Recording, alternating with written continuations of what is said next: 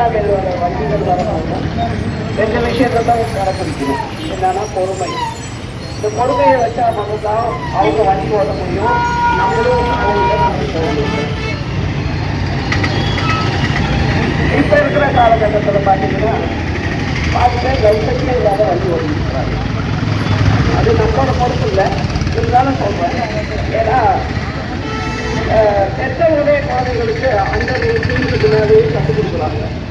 இதெல்லாம் தவிர்க்கணும். ஏன்னா இது வந்து மாணவ நிலையத்துக்கும் அதே மாதிரி குடும்பத்துக்கும் அவங்களோட குடும்பத்துக்கும் நிறைய இழப்புகளை தேடி கொடுக்கும்.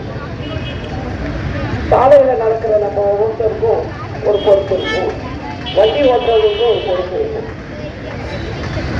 அந்த பொறுப்புல வந்துட்டு ஏதாவது ஒன்று தவறுச்சுன்னா உயிரும் போகும், வாழ்க்கையும் போகும், நிகழ்ச்சியும் போகும். எல்லாத்துக்கும் நம்ம வந்து அரசு மட்டுமே நம்ம பயணிக்கும் போது மற்றவர்களுக்கு ஒரு முன்மாதிரியாக நம்ம செல்லலாம். குறிப்பா வந்து இங்க வந்து நிறைய சயின்ஸ்ல இருந்து வாகன ஓட்டிகள்லாம் வரும்போது ஒரு சிலருக்கு தெரியாது, இங்க உள்ள போக்குவரத்து விதிகள் தெரியாது.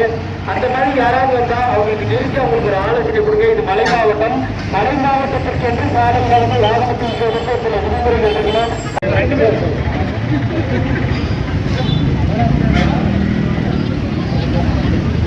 அனைவருக்கும் சாலை பாதுகாப்புக்கு வீட்டுக்காரி ஏற்படுத்துவதன் மூலம் மக்களுக்கு நன்றாக கொண்டது என்று நான் நம்புகிறேன்.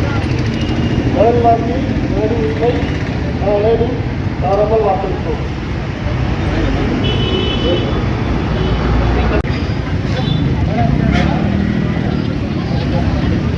அனைவருக்கும் சாலை பாதுகாப்புக்கு வீட்டுக்காரி ஏற்படுத்துவதன் மூலம் மக்களுக்கு நன்றாக கொண்டது என்று நான் நம்புகிறேன்.